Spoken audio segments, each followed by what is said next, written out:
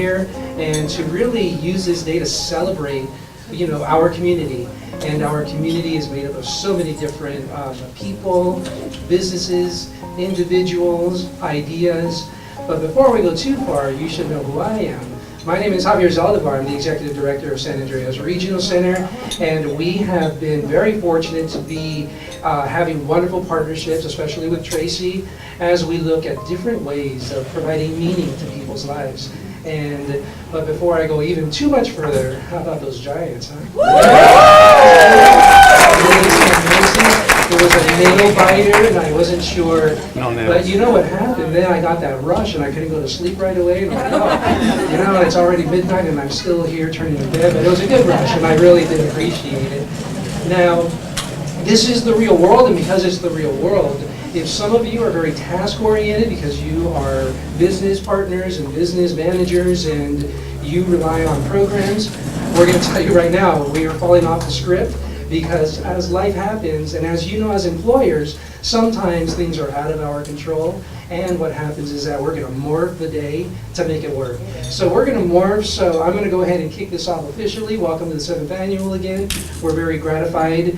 And for me, my idea of community is really thanking the partners that are out here. You as businesses and you as great providers of various services throughout the community have done something extraordinary. And that extraordinary event was, one might say, taking a risk on people that you're not sure, is the person I'm hiring going to be the right representative? Are they going to do what's right? Are they going to represent the business well in the community?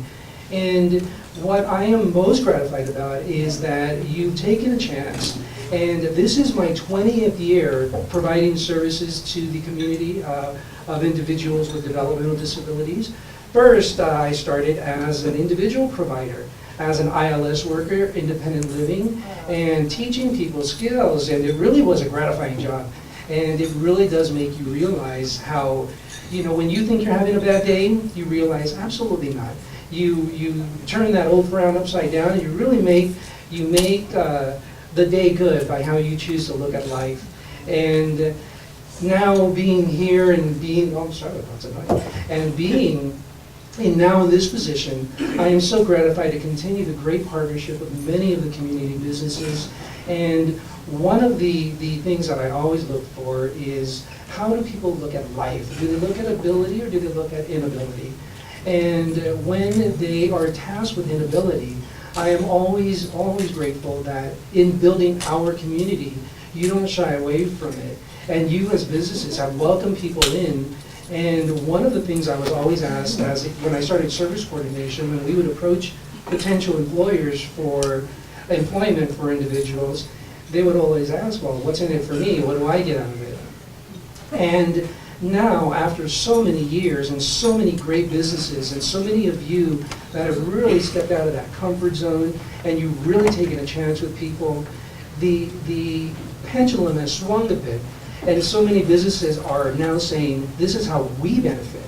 And this is why we are being a great partner to individuals. And for me, I think that is the ultimate community as we look. And here in Santa Cruz, it's a testament, Santa Cruz Valley, a testament to really looking at everybody's different avenues and where they go and really embracing people. And I think that is amazing. And I look forward to the day where everybody, regardless of where we live, really are embraced and we give people that opportunity. I think after 20 years, there's one thing that has really made people feel complete. And when I talk to individuals whom we serve, the one thing they are the most excited about is when they say, I got a job. I gotta be by my job, here's what I'm doing. And I've had many great experiences over the years. I have a couple of favorite stories. One of them was every Christmas at the Hope Workshop, Hope is one of our big providers, they had the vodka contract. And when I would go and visit a lot of individuals, they would proudly point to the vodka. Not because it was the vodka, but because of the job they were about to do. And what the vodka contract did is when you go to the liquor store or you go to Safeway, you see an already beautifully packaged vodka with a glass, with a sticker, and with the little the little thingy you put on the glass. I don't know what you call that, but I just call it the thingy. My wife will fill it in, but she's not here to support me. So the thingy, but they were so happy to just be there working, having meaning to their day, and not just sitting there with a video on. And another one of my favorite stories is going to visit an individual we served at Safeway. And because I'm also, well, I gotta eat, I did a little bit of shopping at the same time. And when you're going there, right, the people who are bagging are often the people that we serve, but a lot of times it takes a little bit more effort. And my favorite part of it is she got my bread and put my bread at the bottom of the bag and then put my milk on top of the bread. And I said, all right, this is gonna be a learning opportunity. I'm not gonna make a big deal out of it. So, you know, me and the kids had a flat sandwich for the rest of the week, but I was all right. And it really was a great way. And what Safeway did, another great partner, is that a few years ago, you know, they instituted that we gotta greet you eye to eye. You gotta look me in the eye, whether you're a checker or a bagger. And a lot of our people struggle with that because they can do the job, but they may not be the best at being able to look at you and really greet you. But once again, like a lot of you have done, you've taken a chance and you made that disability and you made it their ability. And you focused on what they could do, and you focused on what ultimately, what you wanted, and that was a great customer experience. And I think that's amazing, an amazing testament. I am so grateful to so many of you to continue to do it. And I always come back to my community. And when we're looking at community, you have the opportunity now to really be infectious. And as business people, I've had the opportunity to speak to many of the chambers of commerce throughout the cities that we serve, meet many politicians, and a lot of them are now at the point where they really are embracing that one slogan that I like to call it now, this is how we benefit. And it becomes commonplace, and you don't become the employer that hires people with disabilities. You become the employer who's invested in great customer service regardless of who is providing it. And I think that is a testament to what you do, and a testament to where I think we are headed. California is a wonderful state. It really provides wonderful opportunities, and there are many stressors in our system, but regardless of that, still being able to be great partners, whether it is with you as the individual business, or you through Department of Labor, or internally, we really do want to make sure that we focus on the individuals. And I got to tell you, it's always great when an individual served is so proud of their job and so proud of what they've done to be a meaningful part of the community. And you know, being a little pop psychologist here, right? And I went back many years when I did my pop psychology and looked at what is the hierarchy of needs here, and what do we all strive for?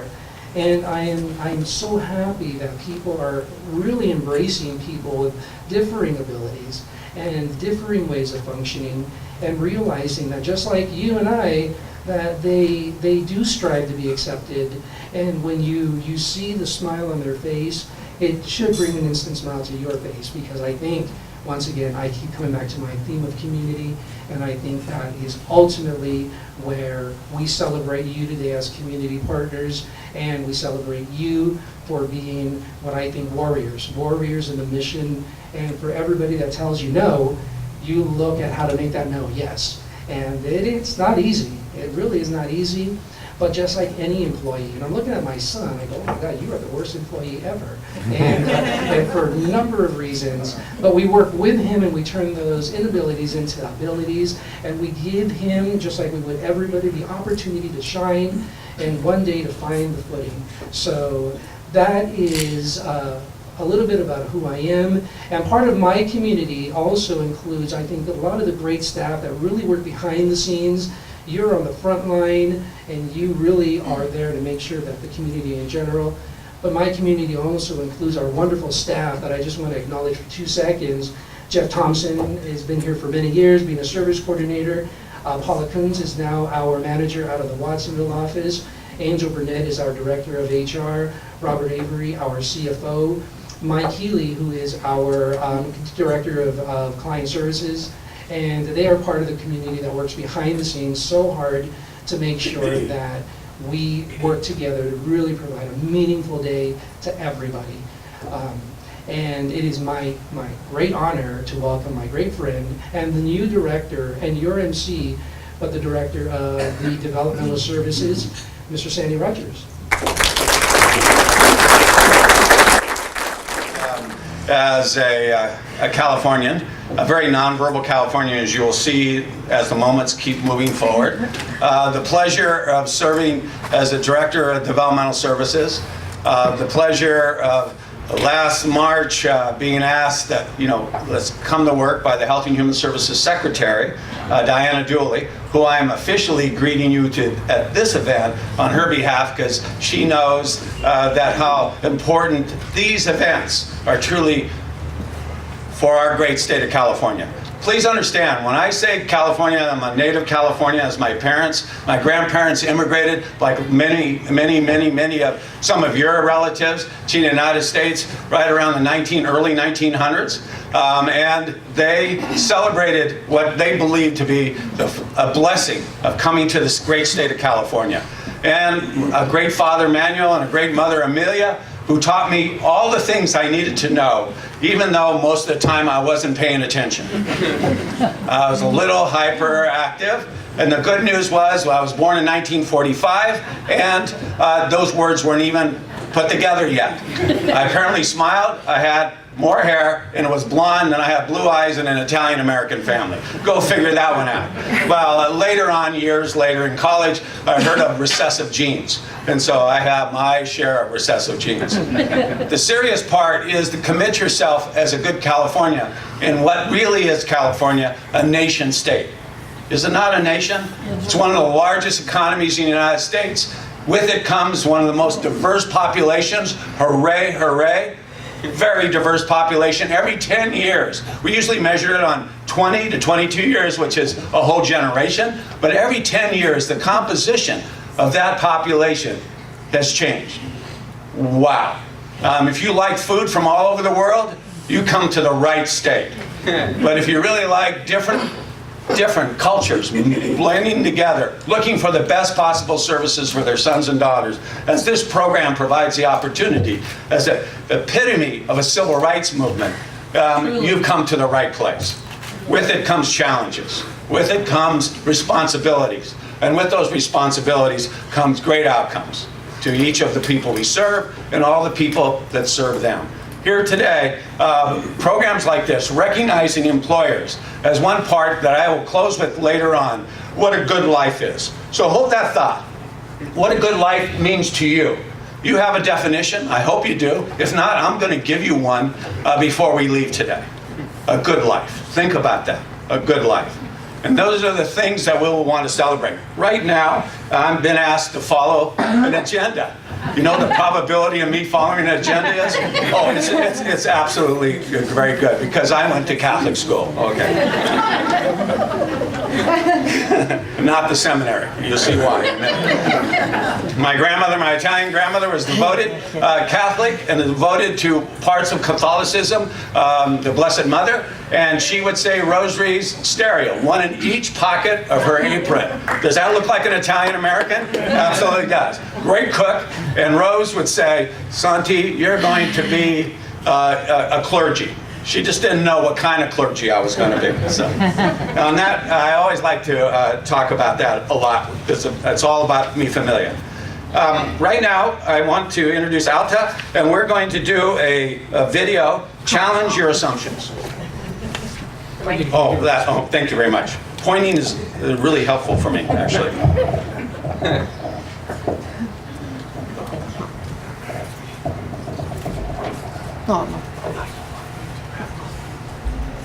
This is Margaret. Working in the school cafeteria. This is her boss. Ivan Katz, superintendent of schools. The thing about Margaret is she particularly takes pride in her work. This is one of the school's students. She's a wonderful person. I was playing with my friends at lunchtime, and then all of a sudden, I started choking on a meatball. I felt like I could barely move. She came over to me and she did the Heimlich maneuver to save my life. Not only do I consider her a hero, we recognized Margaret at a Board of Education meeting in January by giving her a staff recognition award. We as a district, and me personally, we could not be prouder of Margaret's actions. She saved that child's life. There's one more thing Margaret would like you to know about her. I have a disability. Question your assumptions about what people with disabilities can do on the job. Because in work, it's what you can do that matters. What Can You Do campaign.org, created by Dylan Johann.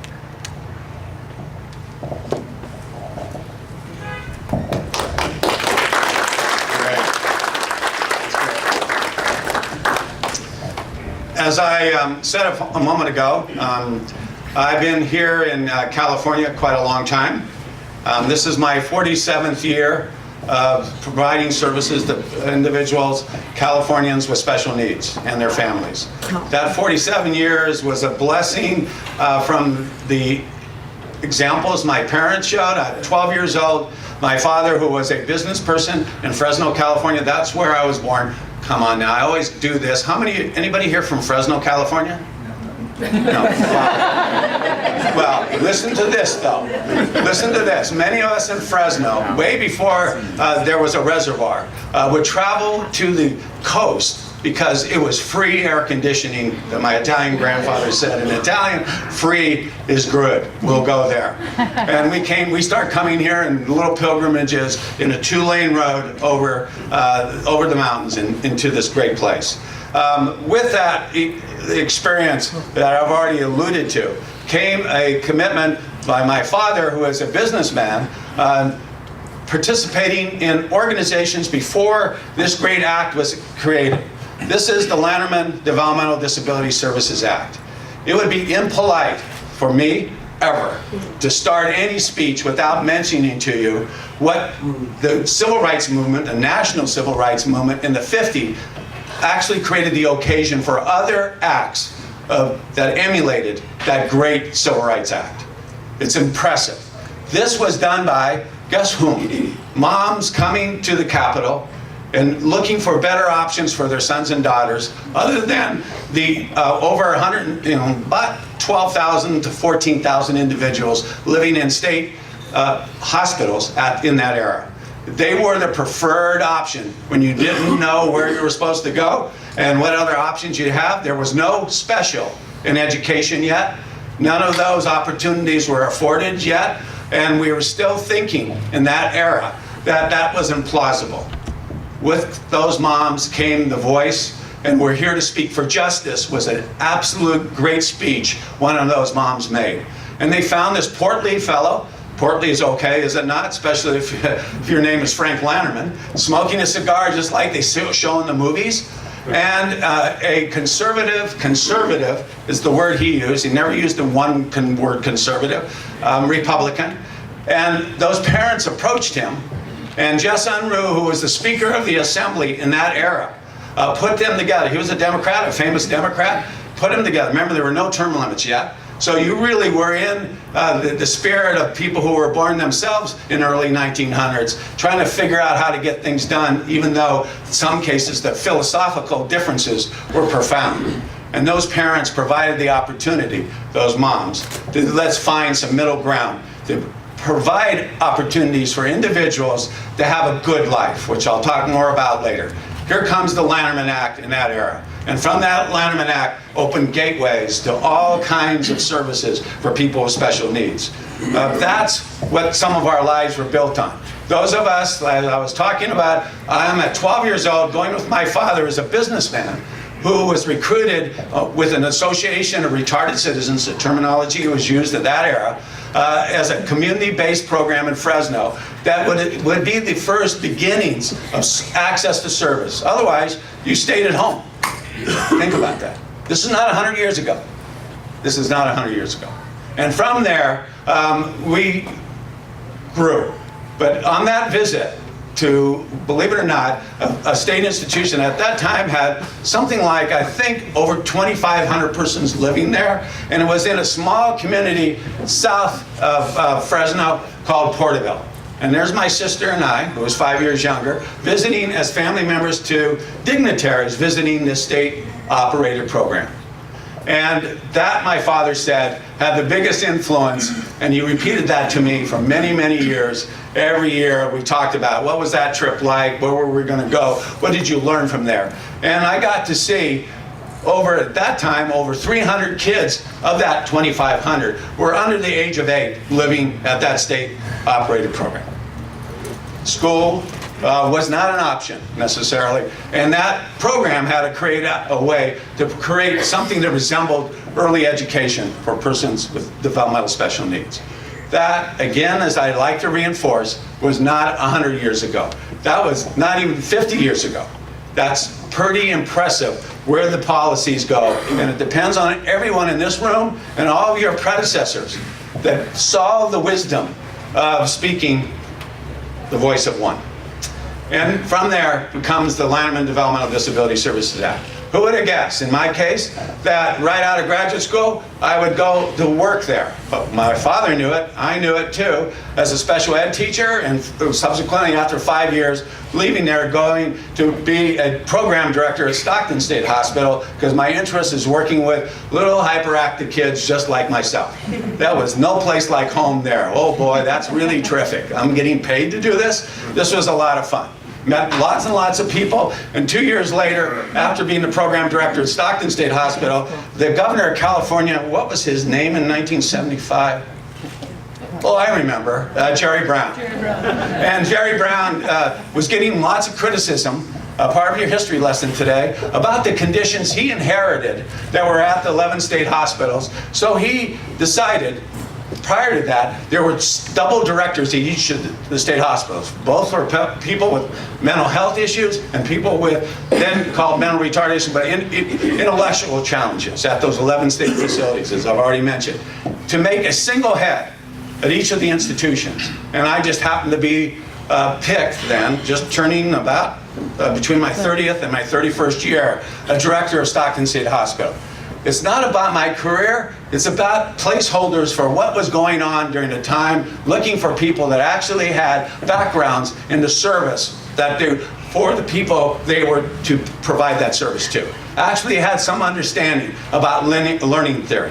Actually had some understanding about an individual plan. Imagine that, an individual plan? Life plan? Holy cow. What were you guys thinking? A life plan? I don't have one and I'm a professional. That's where it went. And from there, many other things eventuated. And that's not the important part of our message today. That does place a great marker, and those markers are our legacy, and those legacies are being contributed to continuously. I know tens of thousands of people across this great state of 58 counties who are beneficiaries of this great piece of civil rights.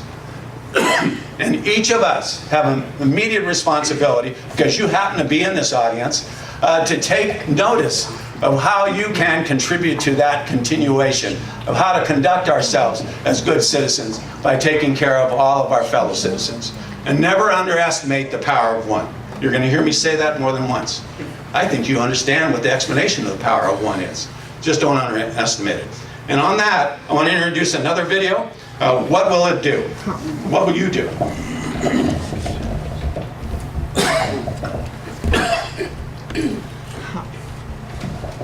So what will you do? When I was in high school, I asked myself the very same question. What was it that I really wanted to do? And it didn't take me long to answer, because when I was young, I knew exactly what I wanted. I wanted to go to college. I wanted to have good friends. I wanted to get a job. I wanted to drive a car. I wanted to get a place of my own.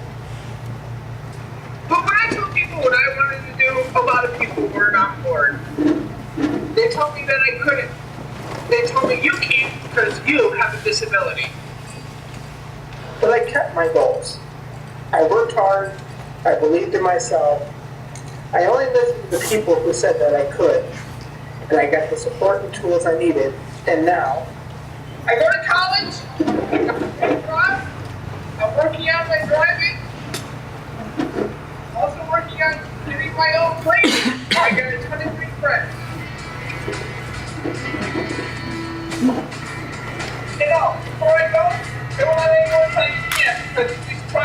can actually do.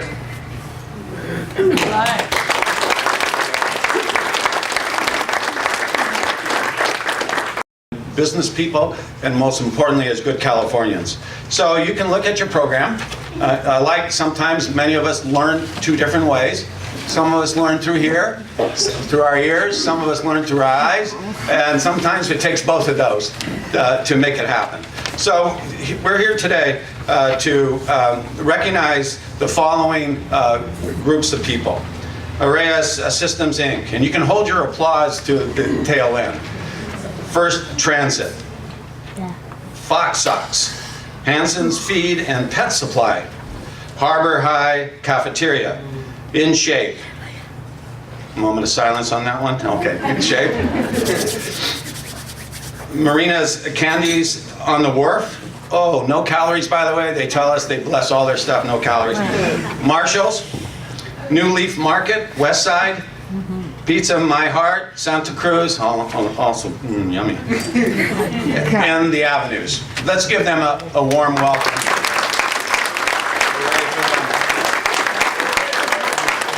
I just want to do a special note, because of family emergencies are family emergencies. Marina has been a continued supporter.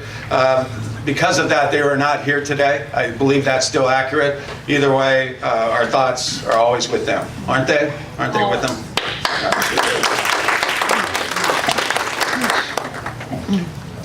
Okay, and now I think we have a program and we're right on time. Are we close to being on time? She's going to shake her, oh, she gave me the thumbs up. That's very terrific. The keynote speakers, as you look to your program, you'll see there are three great presenters today, and I know you'll give each of them a warm-hearted welcome, because they're having the challenge of bringing a message to you, and we're looking forward to those messages.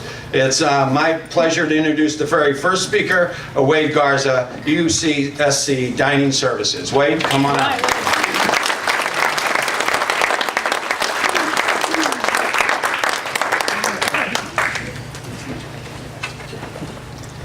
Good afternoon. Thanks for having me. I'm very honored to be here, and what a great program it's been so far. My name is Wade Garza, and I work for UC Dining Services. And I'm going to give you a few facts about UC Santa Cruz and dining. We have an enrollment of over 16,000 students, with about 8,200 of those students who live on campus. We serve 25,000 meals a day. We have 5 all-you-care-to-eat dining halls that are open from 7 in the morning. Some are open till 11 o'clock at night, 5, 6, 7 days a week.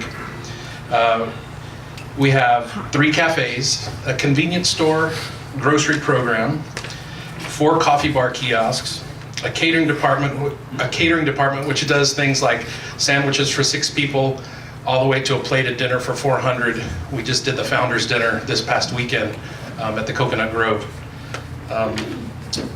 We have a fine dining restaurant and a conference center that hosts business lunches, conferences, weddings, and other special events.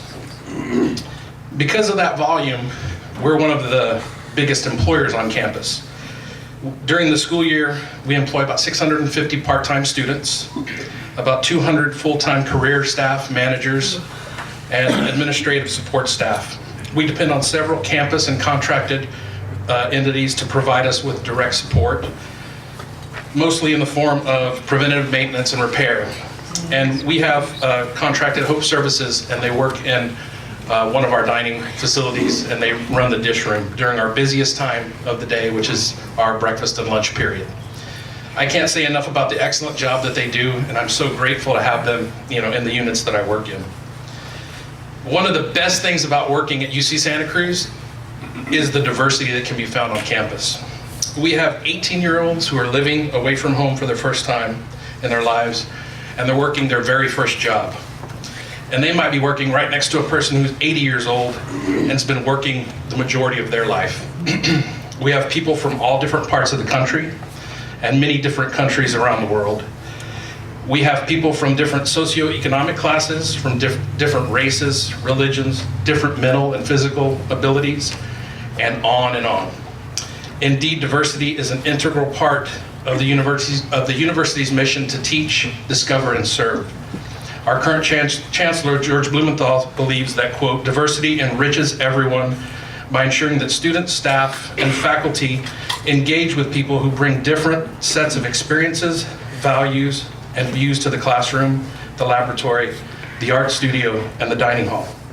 UCSC serves as an important testing ground, a place where personal experience trumps stereotypes and where diversity accelerates our pursuit of excellence. I really like that last part, where personal experience trumps stereotypes. What a great way to think and live your life. As many of you know, college is a time when students learn so much more than just subjects in a classroom. They interact with peers, professors, teaching assistants, counselors, and staff, and learn valuable life lessons. In 2001, diversity was placed at the forefront as a guiding principle at UC Santa Cruz when the chancellor then, MRC Greenwood, endorsed the Principles of Community, which is a statement created by the Campus Welfare Committee that says, "We embrace diversity in all forms, and we strive for an inclusive community that fosters an open, enlightened, and productive environment. Furthermore, we celebrate the heritage, achievements, and diversity of the community and the uniqueness and contributions of its members." I've been at UCSC for over 10 years, and diversity has always been a part of my daily thoughts and my interactions while I'm working. In my mind, diversity is a source of strength in an organization. It's a source of strength in our community. We can learn so much more from our differences than in the things that we have in common. Put more plainly, and in food terminology, because I'm in food service, an author and blogger, Jared Kent, says, "Diversity is like a buffet, only with people. That is why I like associating with individuals who are as close to macaroni and cheese as possible." If you haven't heard of him, Google Jared Kent, and he has some really great, lighthearted, but really things that ring with truth. But really, though, I have to say that I treasure the different people that I get to work with on a daily and sometimes hourly basis when at work. I treasure the student who I asked to wash 2 cases of potatoes for dinner and walked away without any further explanation. What I didn't know was that he picked up the shift from someone else and had never worked a kitchen prep shift before. When I checked back with him about 10 minutes later, he had all the potatoes lined up in dish racks and was running them through the dish machine. It's out of the box thinking for sure. I also treasure the student who came to work for his first morning shift at 7 a.m. He didn't show up at 7. He came in about 8:15 and he looked a little disoriented, like he'd just gotten out of bed. When I asked him what happened, he looked at me in this truly surprised look in his voice and just said, "My mom wasn't here to wake me up." I treasure the time that I spend with one of my senior cooks, Martha, helping her prepare her special mole for an event. It's a recipe that she still won't give me, and she won't let me watch her do the entire thing. And I treasure working with Larry, who works in my dish room. He's worked there longer than most of the people that work in my unit. He makes sure that coworkers have aprons, the dish belt stays moving, and the dish machine is full and always running. And not one of those people is any more or any less important to making sure that the 5,000 customers that we're going to see today have a good experience. Just a few weeks ago, I participated in a team building exercise with my staff and managers. And what we had to do was they placed a circle, a large circle on the ground, and they put numbers 1 through 30 in it, in little circles of numbers. And the goal was for us as a group, there was about 10 of us, to go over to the circle, get into the circle, and one at a time we had to touch each number, and then come back to where we started. And it was a timed exercise. We had to see if we could do it, how fast we could do it. The only rules were that only one person could be in the circle at a time, and you had to touch the numbers in order. If you broke either of the rules, you'd be penalized, and time would be added to your final score. Most of us picked up on communication being key in a team setting. Communication is key to a successful team. If you work in groups of any size, you know that how important communication is and how it's the cause of most of the issues that come up. But as we were debriefing, I also thought that it was kind of a metaphor for the food service operation that I run. It doesn't matter if you're number 1 or you're number 30, you had to depend on other people to do their part in order for you to get your task completed. If you mistakenly believe that because the number 30 is more important because it's the highest number, because it's a different color, and it's your number, guess what? If nobody touches number 29, you don't get to make your contribution, and the task doesn't get done. In a busy food service operation, the person who washes dishes must do their job effectively, so there will be pots and pans and plates to serve food on. The cook must do their job effectively in order to make sure that there's food to put on clean plates. The food service worker that receives the product must make sure that it's received in good condition, that it's placed in the right area so that it stays fresh and can be used by the cooks according to a recipe. The food service manager makes sure that the right product is ordered in the right quantities to make sure that the correct amount of food is produced according to the recipe specification.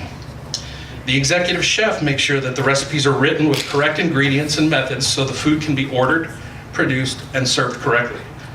This goes on and on. If we put all those things in a circle with numbers, we'd have 100 numbers or more. And if at any one of those points the job doesn't happen, then the food and the service will suffer, and our customers will receive a less than excellent experience.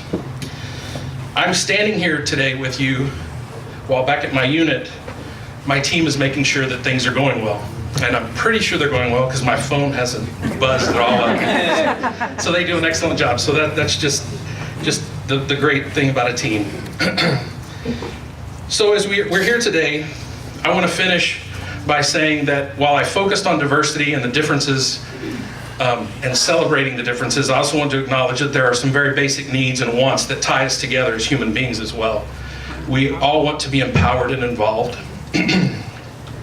We want to make impactful contributions to our community. We want respect and dignity, and we want equal access to resources, recognition, and awards.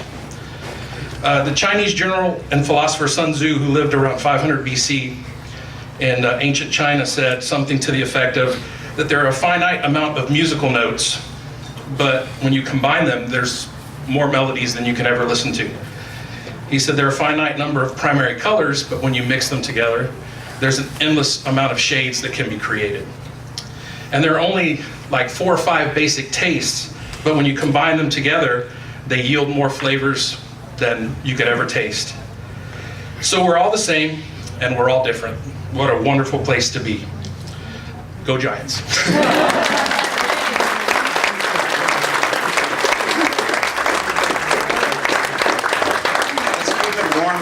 Back to his chair. Let's give him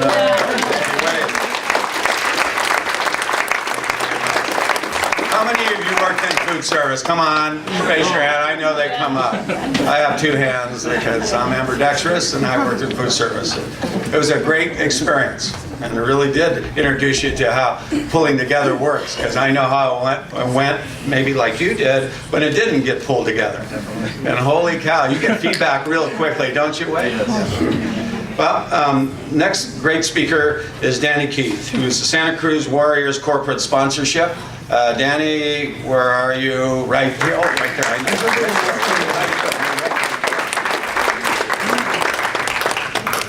That's a big set of shoes to fill in that last speech. I'm not sure I can have as much impact. Thank you for having me here today. My relationship with Hope Services kind of goes back a little bit further than just when Mike Nichols introduced me to the organization a couple years ago. Kind of dovetailing on what our MC was speaking about earlier about Porterville Hospital. My parents came, my father specifically and his family came out from Oklahoma in the 40s during the great, like, I guess you call it the Grapes of Wrath area. And his sister actually was developmentally disabled. And back then there wasn't a lot of services, so immediately she was checked into Porterville Hospital. Having, as a young child, hearing these stories from your dad and how it separated their family and how they always had to make this, visit to the hospital and how limited they were to have interaction with their own sister and their own family members was something that I didn't understand, but it stuck with me. And then we ended up having later on, as most times to kind of, again, dovetail people being different, those genes are carried down, and we ended up having, one of my cousins ended up becoming developmentally disabled when she was born. And so that brought me all the way back to hearing the stories from my dad, not understanding what that meant to him and how they dealt with it in a time where you basically lost control of your family member. You weren't able to make decisions for them. The state made those decisions for them. And some of the testing that was done was not always what the family would have wanted. Fast forward to seeing my cousin and how she was dealt with, and how the services have gained so much momentum, and how people are caring about people that are different. You know, to dovetail the last speaker, we are all different. Some of my really good friends from Hope Services, we're friends on Facebook. We see each other around all the time. If I see them at a restaurant, I make time to go speak to them. They make time to come speak with me. And I'm kind of connected to Hope Services on a multiple different levels. I run a charity that we actually employ one of the clients that works at Hope Services, Felicia. She has come out and done everything from housekeeping to food. We don't do much food preparation, but microwaving food for kids when they come in. And you know, while I know she has other jobs, and I'm always curious to see how other people interact with people with disabilities, because I think at first the reason why people don't understand is they're not usually around those people to see them working. They're always removed and hearing stories. And once you see these people working together and utilizing, they're very intelligent. They're very fastidious on their work. You give them a task, things get done.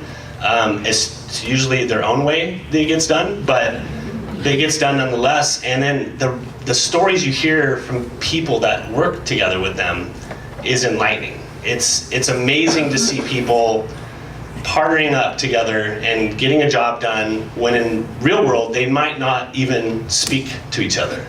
So I've seen these relationships start to happen. And Mike, you know, once I realized Hope Services and I kind of, they became one of my favorite charities. It's one of the places that I like to champion, I like to talk about. And I've been interviewed by their TV crew. We've done interviews on TV. That was interesting and fun at the same time. Them fighting amongst each other while they're trying to film me and screaming out things to me to say and moving me back to my spot. And it was like, okay, I'll be right here. Is this where I'm supposed to be? And then just watching them, you know, watching our relationship progress. And then at that particular time, I worked for Second Harvest Food Bank, so we were involved with them on different levels, Hope Services. Then when I went to work for the Warriors, one of the things that really struck me as amazing is how involved the NBA is in our community, especially Santa Cruz Warriors. And you know, I'm a big nonprofit person, so one of the first things I said when I got to work at the Warriors is like, look, I've got this really great organization I really want to try to work with in some fashion. Is there a way that we can get that, you know, these guys are already cleaning up downtown, and they do an amazing job. I'd like to give a round of applause to the downtown cleanup crew. It's always funny watching them clean too, because you know, you got all these different, you talk about different people go downtown, and you know, I walk by, I want to throw something away, I'm going to get some, you know, words from the people that are down there kind of doing whatever they want to do. But when these guys are cleaning down the street, they just move out of the way, and nobody gives them any grief. Like, they're just like, hey, let me help you out with this. Can I help you pick this up? And these are people that wouldn't even move off the ground to get a donation for their food. They're gladly helping the crew. But the team didn't even hesitate. And we went up there for an event with, I think, 4 or 5 of our players during Christmas time, and really got to, they were packaging the Fox Shocks stuff when I came in, and it was enlightening too to see the players understand, you know, the level of involvement that Hope Services has in our community. And a couple of the players actually spoke to me afterwards and were like, you know, that was probably the most touching visit we've done in a long time, to meet people that, you know, genuinely are most of the time very happy. Like, you know, I go speak there for the food drive. They've done food drives for me. They've done just a ton of things, and never ceases to amaze me, you know, what is capable. And I think, you know, we did try as the Warriors to give an opportunity to the downtown crew to come in and clean the arena, but the volume of the arena was frankly more the frequency that we had to have them, the lateness at night. But the fact that the Warriors were willing to give Hope Services an opportunity to be entertained, I think really empowered a lot of the clients at Hope Services. And in closing, what the kind of the finality of me that I felt really kind of good about bringing Hope Services to the Warriors was we have a community jersey night where, you know, as a nonprofit, you know, people always need funding. They always need, you know, in the food bank's instance, they need food. But a lot of times nonprofits forget about advocacy and telling people what you do. And I think sometimes people don't truly know what Hope Services does. So we had an opportunity to partner Hope Services with a sponsor at the time was Ocean Honda. We did our community jersey evening, which if you've been to one of the games on a community jersey night, the jersey gets branded.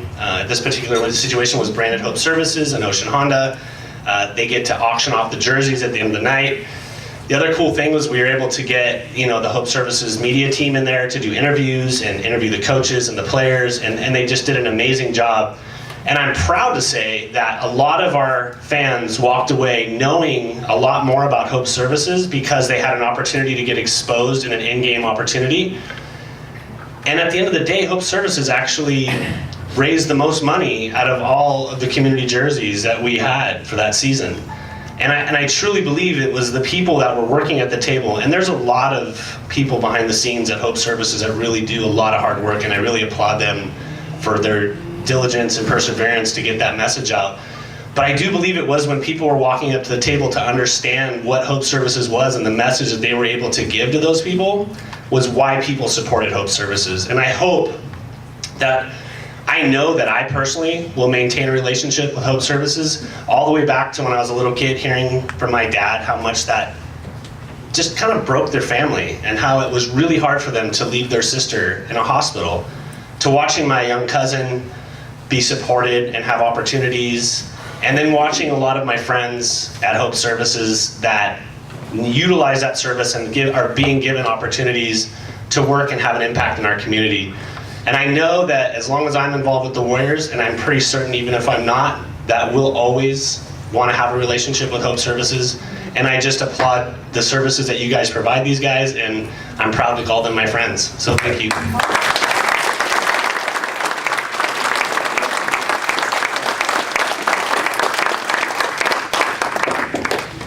Thank you very much, Danny. Part of being a community has just been expressed again just by Danny. He brought the word relative to never underestimating your ability to have community and give one to one to one to one. So thank you, Danny, and thank you for continuing your commitment. That's a terrific, really a great honor to you and your family. The next speaker is Doran Comanchero. Almost. Oh, almost got it. You'll help me out. Prove what? Thank you very much. All right.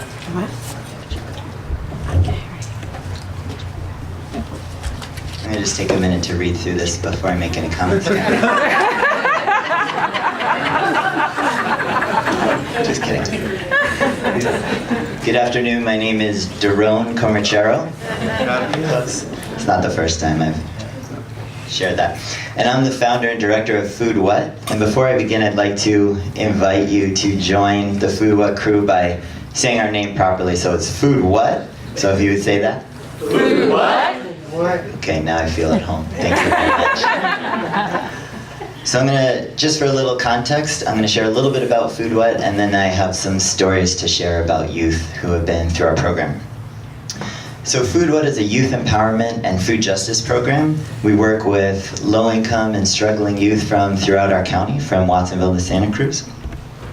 And we use food through organic agriculture and health as the tool for leadership development and personal growth. A young person first joins our program through a spring internship, moves through our graduated leadership program into a paid summer job, and wraps up with a fall business management position. Youth who go through our programs report significant diet change, they engage in job training, and they leave with a toolkit of skills to attain and succeed in the workplace. They also make huge leaps in their confidence and their sense of self. Food What alumni talk about Food What as a safe space where they can step into their power. So part of the magic of Food What is that young people have their hands in every aspect of the food system. They're planting, they're harvesting, They're taking food home to their family, they're cooking with it as a community, they're marketing the produce in town, and this really results in a lasting relationship both in their diet and in seeing food as a tool for civic engagement. So every summer we do a closing dinner with our youth crew, and they get a certain number of tickets, they can invite their friends, they can invite their families, and at some point during the night, each youth is welcome to come up to the front, just like this, grab the mic, and share some sort of a story or reflection. And a number of years ago, one of our crew from Cosinot High School, his name was Connor, in the closing dinner, he got up on the mic and he basically invited all of his crew in the audience to come up and stand next to him. And he shared how special and how different it was for him to be part of such a diverse crew and to consider everyone to his left and his right family.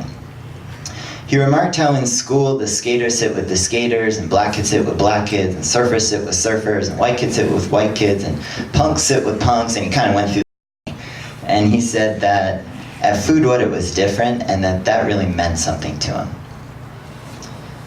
So today seems to be a celebration of the businesses in the room that have chosen to diversify their staffing and to employ a rich range of abilities in their businesses and of the benefits that we all derive in this community from that commitment. Now Connor, in his comments, he was speaking specifically to the racial mix of our crew, but he understood the differential of abilities within the team, and he valued that as well. So I'd like to just share two stories with you. So in 2007, the first year of Food What, we had 5 youth in the program, which was a really intimate number. Today we have close to 60 youth in our spring program. And one of those first 5 youth was a young guy named Chris. Chris was on the autism spectrum, and when he got excited, which was very, very often, he would break into song. And it was not an unusual day to hear him say, "We built this city, we built this city on rock and roll, built this city." Clearly I'm not good at karaoke, but you get what I'm saying? Now whenever I hear that song, I have such fond memories of Chris, it's like I can't help but sing along. Anyways, one of the first tasks that summer was to reinforce our farm fencing with chicken wire, which is a small gauge wire to keep out the neighboring ground squirrels from eating all our crops. And this called for hours of trenching, affixing fencing, putting up additional flashing, burying the fence at its base. And I could think of many times, usually right in the moment when we were hitting our stride, that Chris would end up belting out, "We built this city." Now, the truth is, at first, I think the others found it really annoying, and I think they found it a bit distracting, and they were really pushing through their own limits to stay focused and to bust out a difficult job. And here's this guy, just singing one line, maybe 1.5 lines of a song that's rarely even heard anymore. Definitely not much in youth culture. I also noticed that I could give the other 4 youth task directions pretty quickly with moderate explanation, but it would take me longer to give Chris the same directions. And so far, the picture that I'm painting is a little bit of a liability, right? I'm gonna pivot here. But over the first few weeks, I noticed something way more valuable than the job training being offered through our program. I noticed the other 4 youth learning how to become more and more effective in their communication and in their teamwork with Chris. I noticed their shift from annoyance, and I really think of that as annoyance is often a common response from a dominant group to those who are different. So I saw this shift from annoyance to a full embrace of Chris's differences. And one day after work, Chris's mom came up to me and he said, "This is the first group of youth to embrace him socially." And what a profound moment for Chris to be able to move forward in his life with that confidence and with those partners. So not only did the other 4 all learn to work effectively as a team, and all 5 of them, but the other 4 also learned invaluable skills of how to connect, how to communicate, how to listen, and that undoubtedly would make them a more valuable worker in many future contexts, let alone how it would support them in school or other social situations. I even remember Maya, one of those first 5 youth, saying how much she appreciated what Chris contributed to the atmosphere and the vibe of the team. He was always up, He was always a light. And on our first closing dinner, can you imagine what song we sang together? I can't do it again. All right, last story number 2. Don't rush me, don't rush me. All right, last story. I'll pick it up. So I'll pull out a little prop. So I work with a lot of schools. We do a lot of outreach throughout the county, and one of our great partners, Workability, and Nadine, I would give her a call at Santa Cruz High and say, hey, are there any students that you would like me to come connect with and see if this is a good opportunity for them? Could it be, is anyone looking for job training? This is a great place to come. And one year she said she had a senior named Devin, I should come out and meet him. I said, you bet. I show up, Nadine introduces us, Devin's sitting there, and I give him our slideshow. So I just brought a binder with a bunch of photos from the farm, kind of went through, oh, we play games, and we harvest potatoes, and we take farms, you know, I kind of went through the whole thing. So I explained these different elements of the program through the photos, and with each one, Devin is closed for business. He's looking down, he's completely disengaged, and I'm really thinking, I got no game with this kid, nothing.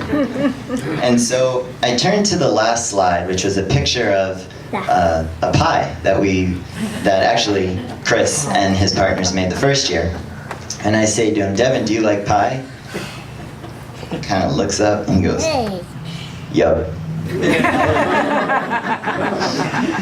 So I say to him, all right, here's the deal, buddy. If you join the crew, we'll make pie. So a few weeks later, he showed up. Now, once on the team, I noticed that Devin mostly kept to himself. He was rarely connecting with the other members of the crew. And when he did, his conversation really focused on killing rats.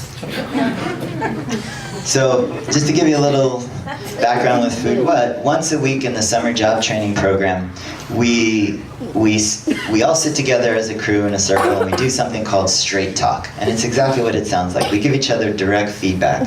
And we give each other positives and improvables.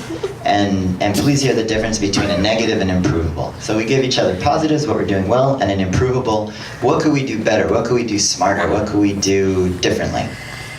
And what I noticed is that over the course of the summer, as more youth got comfortable really giving authentic feedback, Devin's partners started feeling more confident to actually give him real reflection about his conversations.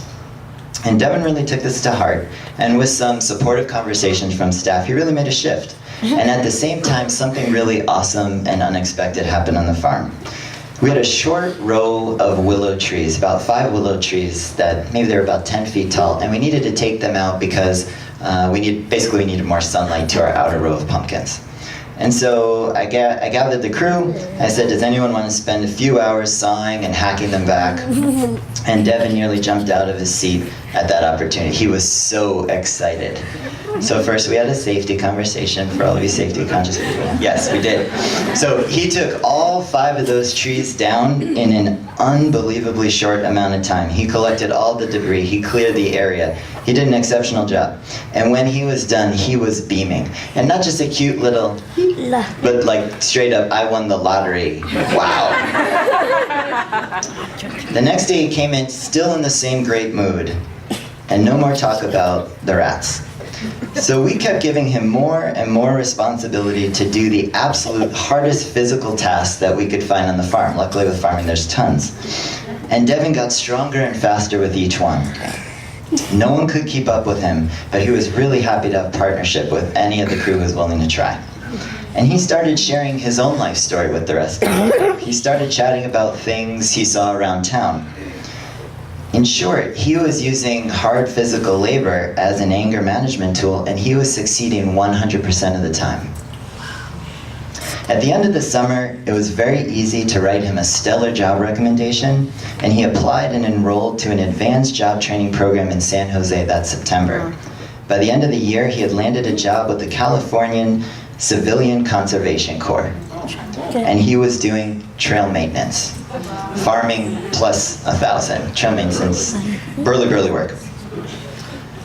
Sounds like some people over here have done. So I didn't see him for a number of years, and then we created an alumni network, and he joined us for our first major event. And when he walked on the farm, he had his head up, his face was full of joy, he was smiling, and he's still doing that line of work today, and he's thriving in it. He shared with me about his friends, he shared about loving his work, and about being excited to come back to Foodwa to say what's up to everybody. Now this is a kid that initially almost no one would have employed, but everyone has some spark that can ignite something positive both in themselves and in the rest of the team if they're given a chance. Devin challenged the other crew to hone their feedback through straight talk, a key communication attribute in any team, in any job. Devin also modeled extremely hard work, and he inspired the others to raise their level of performance to meet his. What critical growth opportunities that would have been lost on all accounts had we not decided to give this young man a shot. So in closing, I just wanted to say hats off and deep respect to each of you that are here who work with young people and support young people, and particularly to the businesses here as you take the risk to give someone a job who doesn't quite fit that mold. And I really consider everybody here a true pioneer for social acceptance and a critical agent for needed social change. I thank you for including me in your day and in your celebration, and it's truly a privilege to do this work alongside and in partner with you. So thank you.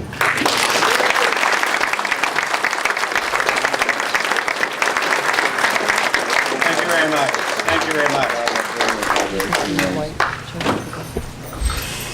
Now I'm going to draw your attention to the program. And as we're turning to the program, why we're here today is to recognize the great employers that are providing opportunities for a major part of a good life to citizens that we all serve. And it's a real privilege to be here to do this small part to recognize these great employers. And doing so, as I announce each one, they have a representative from each of the groups. We have, her. Come up here. You know, Vannas are never introduced. Why is that other than one person? Come here and tell us who you are and where you live. I'm Sally Beck. I live in Aptos. I work for Santa Cruz County Office of Education. I'm a workability specialist, and I love my job. There you go.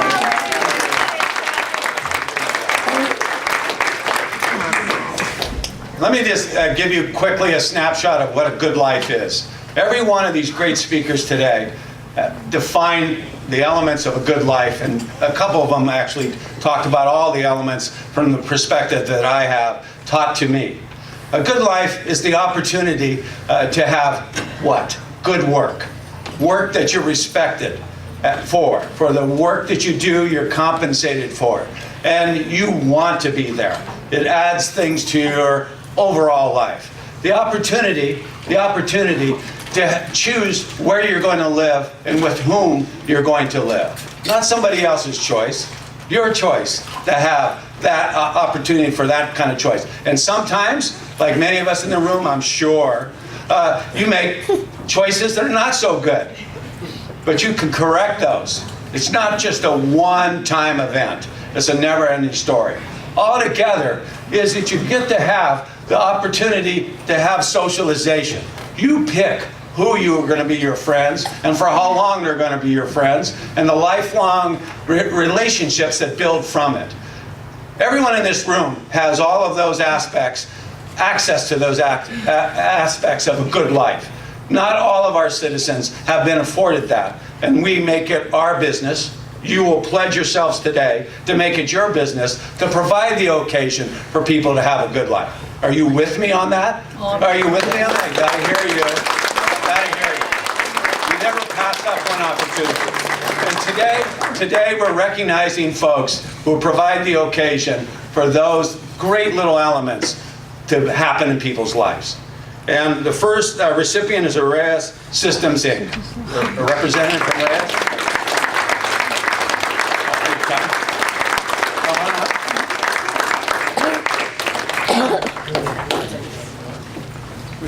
With it doesn't come an obligation to speak, but you're welcome to do that. Who are you? Come up and introduce yourself. I know most of, can you guys hear me? Yeah, All right. perfect. I assume most of you guys are social workers. I'm an engineer, business owner. I don't look at disability, I look at ability to complete tasks. That's the only thing that matters to me. And the guys that have been working with me are great at that. Thanks for having me.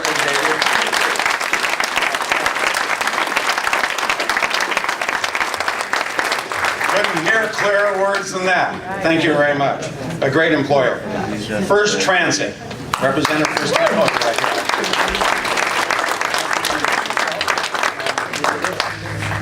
I'll hold it for you. There you are. Want to say a few words?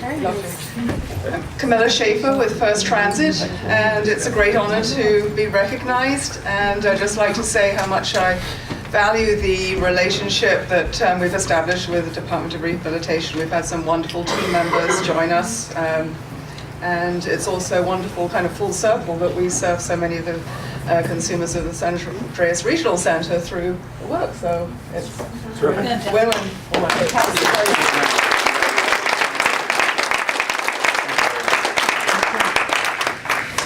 The next recipient, Fox Socks. Oh, how do I say it wrong? Oh, okay. That's 2 for 2 so far. Probably got more attention by mispronouncing it. Yeah.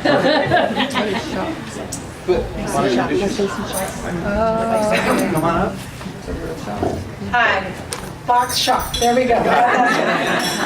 My name is Martha Chavadiai, and I work in the HR department, do the recruiting, and it's been a pleasure to work with Robin and introduce me to some fabulous students that we've been able to give the opportunity to just really build our diverse culture that we have at Fox.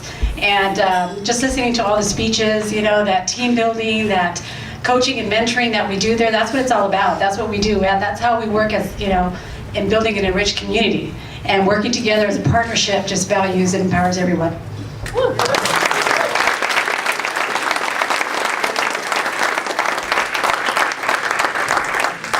Next recipient, Hanson's Feed and Pet Supply. Coming right up.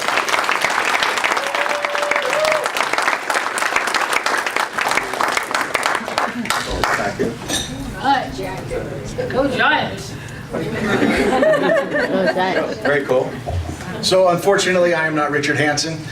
He had to leave about a half hour ago. He had something coming up. But I'm Tim Cece. I'm a teacher at Aptos High School. I teach a special day class.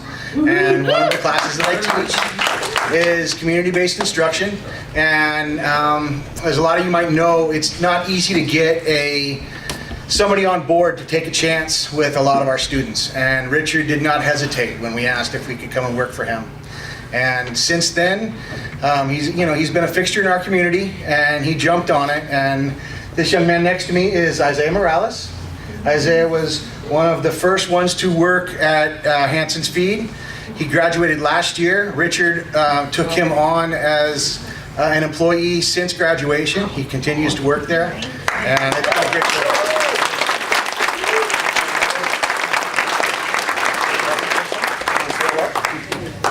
My name is Isaiah Morales. I'm a graduate this year, and I am happy to actually say thank you to Richard for letting me on board to work for his supply store. It is really fun. It is located near Corlitas Road. It's a really good place, good sport, supervisors and employments, and we love to hear everyone's story because we got interesting. Like one time we got a really nice old man saying that he was in a military war in World War II, and he was talking for at least like 20 minutes or something. But he was an honest man, and he said that we have the greatest customer service than anyone ever has in, you know, back in the old days where everyone was more But for Richard, I think he is an absolutely wonderful man to let me work for him, and hopefully to continue working for him, or, you know, maybe we could be longtime friends, and hopefully I will find another good job that I can work because this is only a primetime job. But I would love to thank Mr. Cece also for, letting me do CBI to work on my work knowledge, and I love you, Mr. Cece.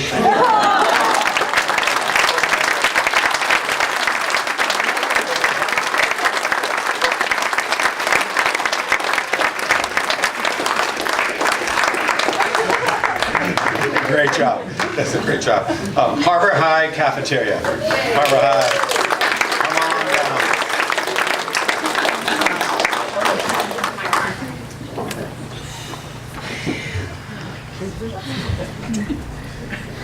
Come on up and you can introduce yourselves.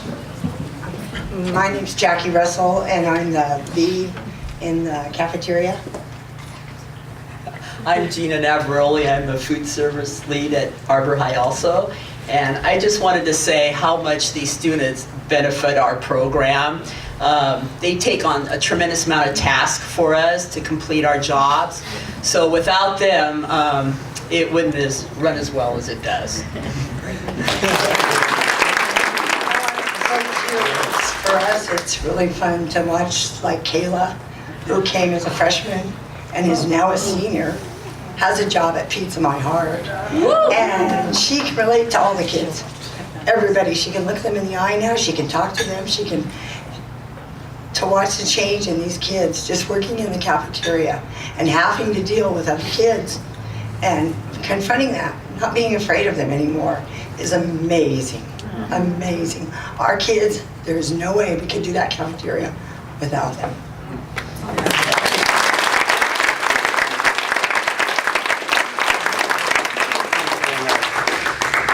Let's give them applause all the way back to their seat.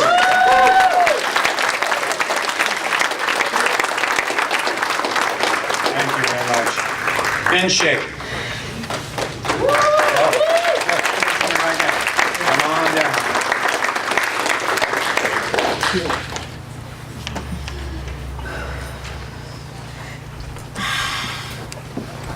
Thank you very much. Want to introduce yourself? Absolutely. So my name is Mark Hansen. I'm the general manager at In Shape Health Clubs down the street on 41st Street. I'm a new general manager. I've been a general manager for about 3 months. And 3 months ago, I had a lot of staffing issues. Luckily, Jesus was my very first new housekeeper as a general manager. And I just have to say, what's really great about it is he's been the consistent person in my club every day. And he comes with a great manager, Jessica Liddy. At all times, I don't even have to manage Jesus. Jessica does it for me. I think it's a great program, and they've been very supportive, and I'm glad to have them on my team.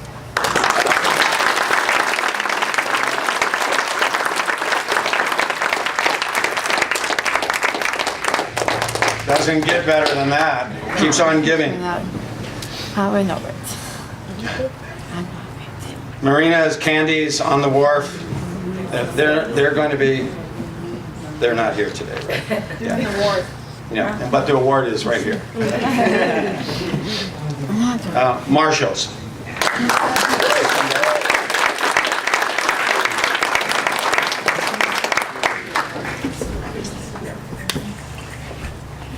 Thank you.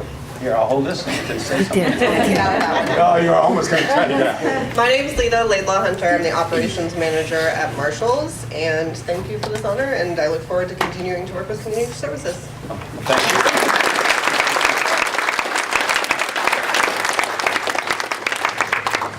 you. New Leaf Market, West Side.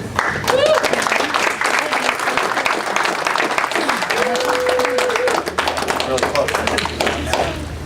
Hello, how you doing? Good to see you. Good to see you. Hi, how you doing? Good. Ladies? Yep. Up yourself. Okay. Yeah. Here, we'll bring it down. There you go. I can say that. Yeah, just get close and rock and roll. Hi, people. I'm Diana. I work at 10-year penalty.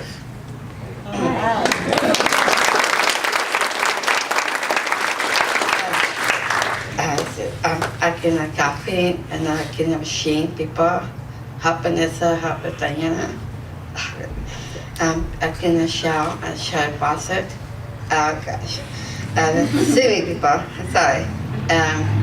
As a novice, I see people over there working hard for Janice.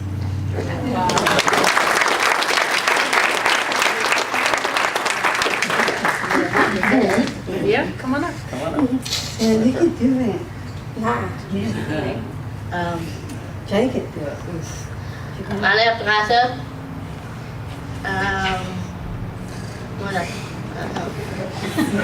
How do you feel about working at home? I like to leave. I like my job a lot. I don't know.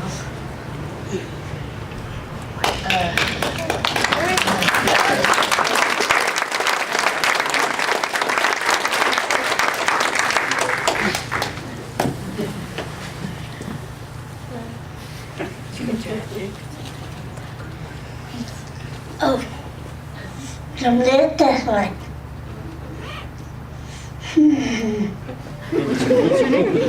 Nombre de la sobre el fuego. Nombre a siete. Tana. What do you do at movies, Diana? At the working base. Babati.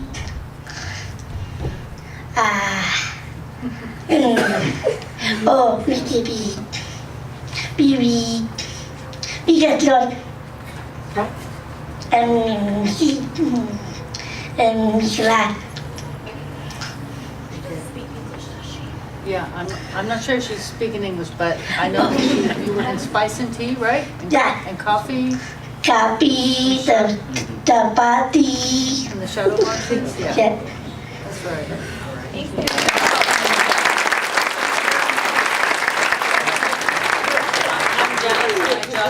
I'm Janice, these three lovely women here, and they've been a team for quite a while. Like Diana said, she's been working for Newly for 10 years. Diana's been working at least 3 years, and Vanessa joined us about a year ago. So, yeah. Great opportunity, and really appreciate working there. Thank you.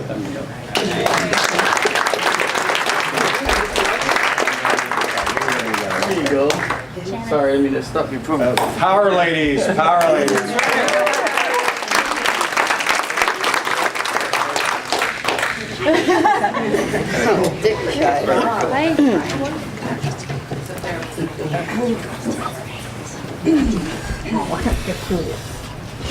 Pizza my heart. Santa Cruz.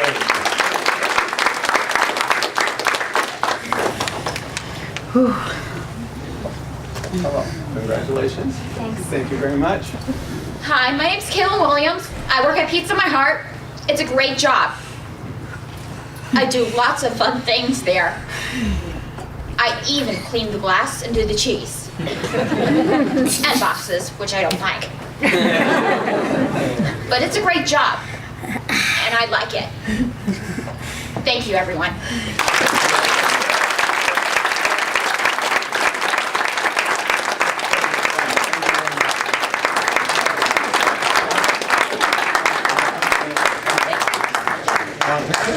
Yes. You want a picture? Yeah, okay. Well, just put the chair out. There we go.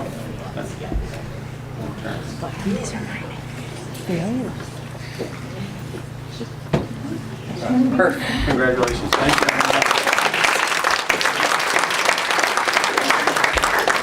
Sir, last but certainly not least, the Avenue.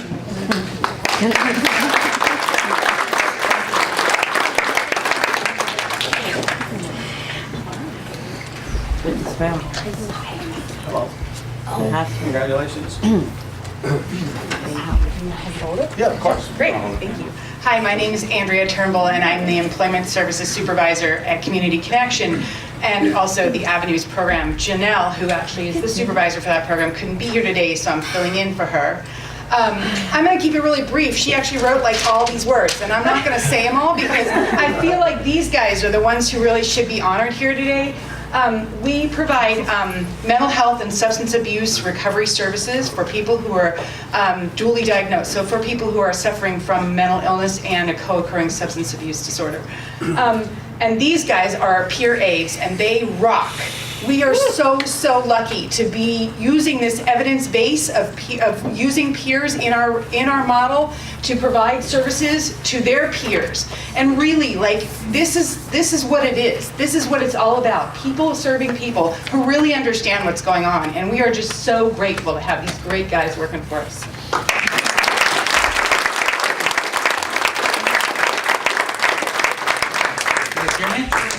Yeah. So just to introduce myself, my name is Jose Bernabe, and I work for the Avenues program in Watsonville.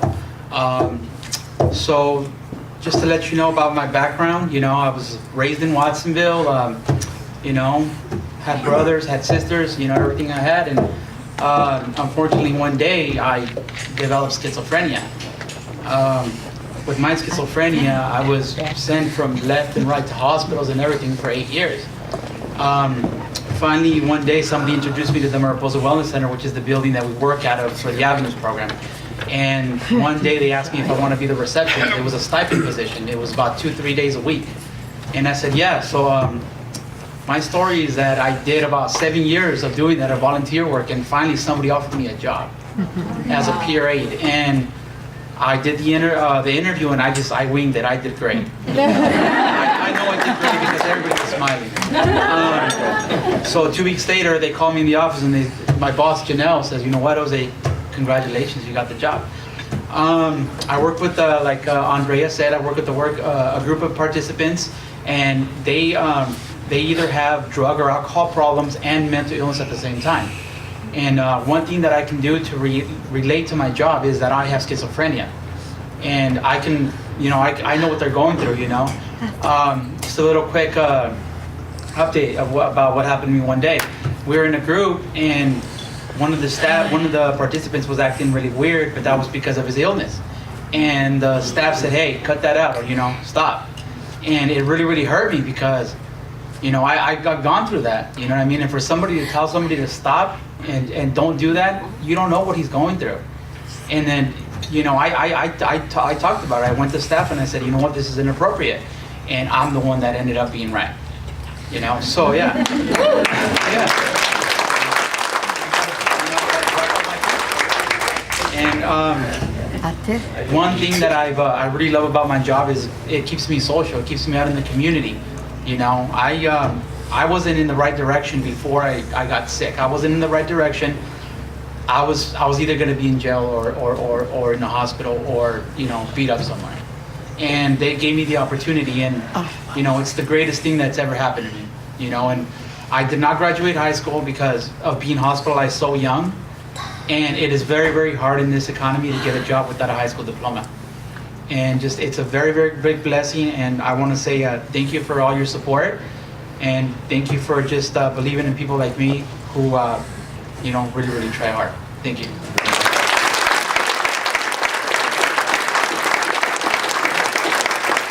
Hi, my name is Phil Bashadina, and I spent most of my life in and out of programs through the mental health system, in and out of jail.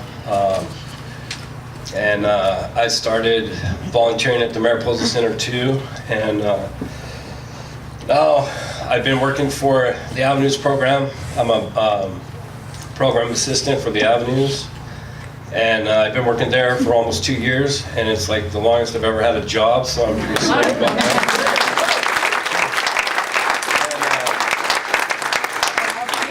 I also had a problem with addiction too, with drugs and alcohol, and this Thanksgiving I'll have 4 years clean and sober. Awesome.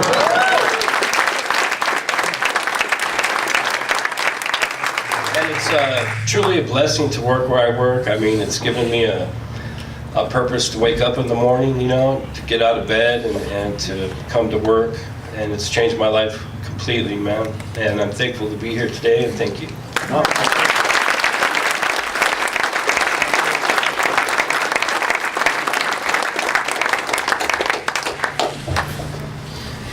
Thank them on the way back.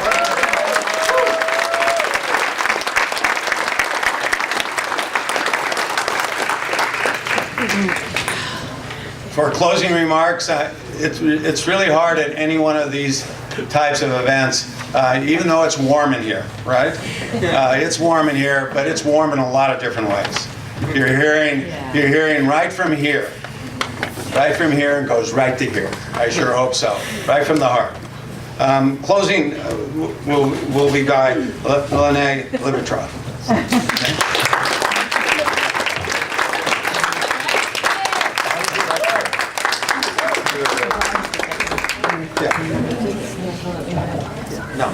No, we want you right here. You're beautiful. Strong, just strong.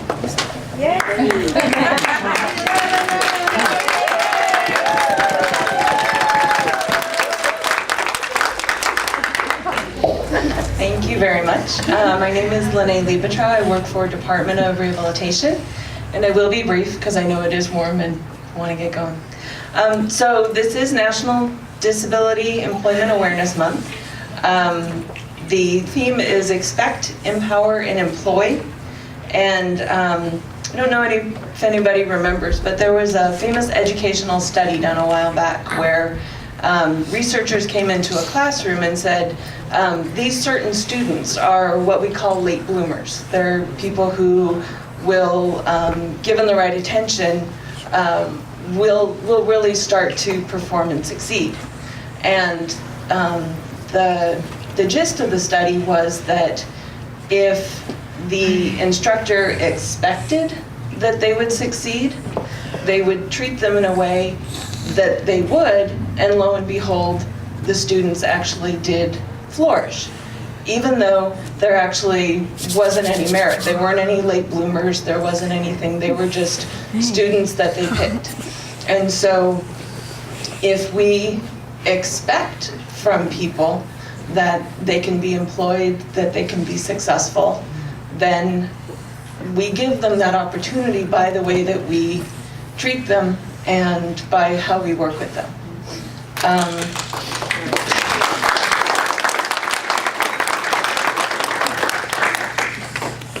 And when we make those changes, so recently the federal government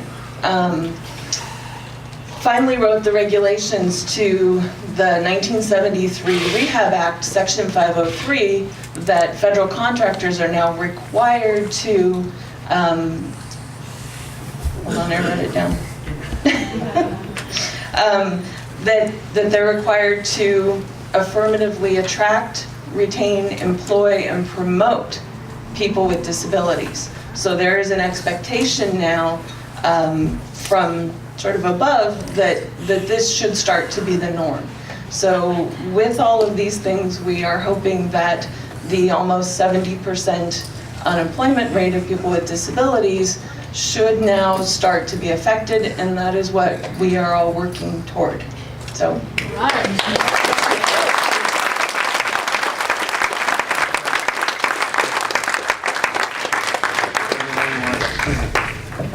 Thank you again. Let's give her a nice thank you.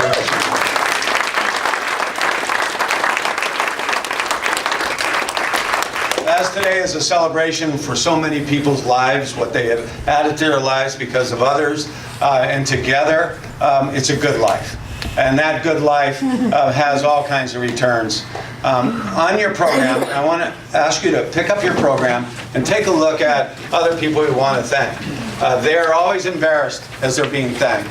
I'm going to draw a special attention not only to the sponsors, but at the bottom there, special thanks to the C. Clef Inn for their generous donation of this room and much more, and San Andreas Regional Center.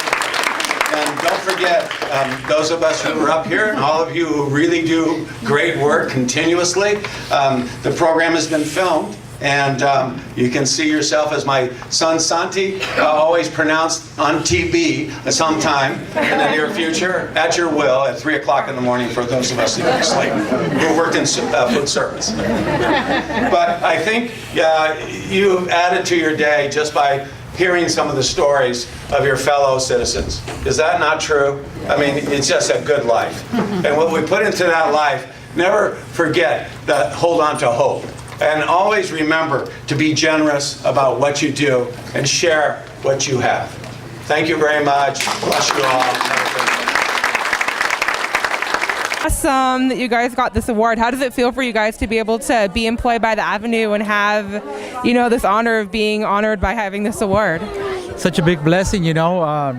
Gives me a sense of fulfillment, you know.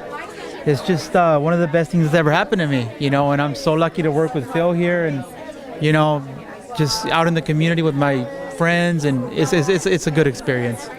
And how does it feel? How does it feel for you to be able to have this award and know that you've been 4 years sober? It's awesome for me, you know. It just goes to show you that the trials that you go through in your life, you know, if it can help somebody else, you know, by lived experience, you know, to help other people that are going through the same thing, it's just a blessing, like you said, you know, to help other people.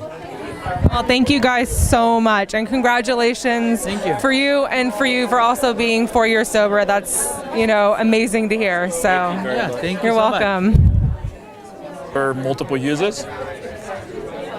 And what does receiving this award mean to you? Tell the truth, working with the crew is more fun than the award itself. I'm very happy to work with the crew. They come over, very respectful, very fun to work with. This is just recognition for supporting them, I guess, but they're great people. And thank you so much for contributing and helping to empower people that have disabilities. Thank you. And the camera's still rolling. Bye. You just hit like the, All right. Oops. with the microphone. Thank you. So San Andreas Regional Center has been supporting this employee recognition event for the last, I guess, 8 years. I don't know, as long as it's been happening. San Andreas covers Santa Cruz County, and so we're proud that Hope Services and all these other organizations are part of an event that helps recognize employers who hire individuals with developmental disabilities. And what has been your favorite part of this event? Well, I think the favorite part is when you get to hear other people's stories and their testimonies and how heartfelt they feel about being recognized. Having a job and being with friends is really an important thing for people. Individuals who have disabilities really value that a lot. And so for us, it's really a pleasure to see everyone enjoying themselves, especially when they're being recognized for their job. All right, well, thank you so much, Francisco. You're welcome. It's a pleasure. Thank you. You know, what work is all about and how we can learn about different budgets and more of where we can work and what fits in for us and how we can learn more of the company after all the years and hopefully make the company grow more.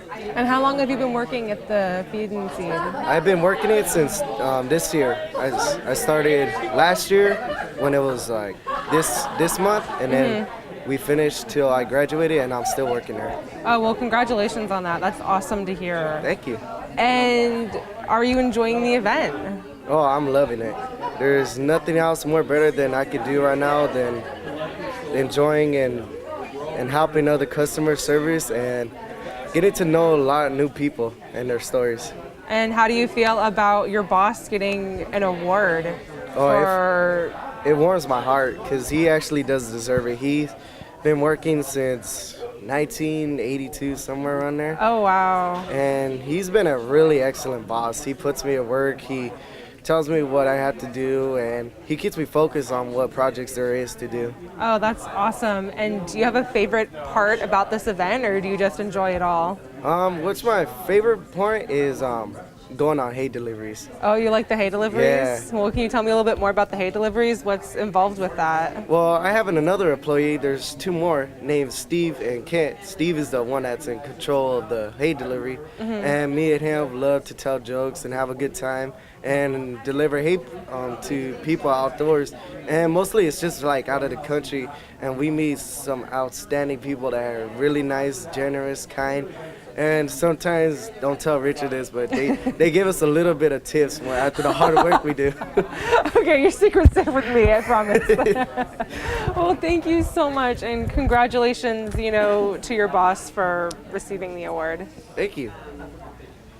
What's your name? My name is Daron Comerchero. And what brings you to this event? Well, I'm the director of Food What, which is a youth empowerment and food justice program, and I was asked to be one of the 3 speakers today. And how does it feel to be asked to be able to speak at an event like this? It was a real honor and a privilege to speak to this community. I have a deep respect for all of the agencies that are here and a real acknowledgement of the businesses that are taking risks with young people to offer employment to everybody as a whole community. And what has been your favorite part of this event? I actually think my favorite part of the event is when the businesses were honored and they had a young person who was employed by that business and they came up and shared a little bit about what they love about their job and just seeing their pride and seeing their strength and seeing them stand in their power and talk about that they're employed and they're happy. And do you support a diverse workforce? Absolutely, 100%. Yeah, that's been a key part of Food What since day one. All right, well, thank you so much. Thank you very much. Can you please tell me about what brings you to the event? Oh, today's event? I'm coming here celebrating with everyone else employment for the people we serve in California that have developmental and intellectual abilities. Are you enjoying the event? Oh, this is a great event because I get to see people meet you, brand new, the first time I've met you, but a whole bunch of people I've known for years and years who provide great services to people in California. Can't really see the question, Kanan. Sorry. Kanan? Right here. That's okay. Perfect. Okay. A little more. Okay. What has been your favorite part of this event? Meeting you and meeting all the other people here I haven't met before and seeing some of my old friends because I really love what they do. They make lives better for people. Thank you for the interview. Oh, thank you for meeting you. Thank you. Steele, and I'm with the Transition Partnership Program. What brings to this event? We had an employer that we acknowledged today from Fox Shocks. So we came today to acknowledge that business and also to celebrate all the other businesses that hire people with different abilities. Are you enjoying the event? Are you enjoying the event? I enjoy the event very much. It was really great to meet every different kinds of people, employers, employees, agencies. So it was a very fun event with good food too. What's your favorite part of this event? My favorite part is listening to all the success stories, listening to all the great people that got great jobs and that they're very happy there. So listening to their success is my favorite. Well, thank you for the interview. Thank you very much. You're welcome. Mm-hmm.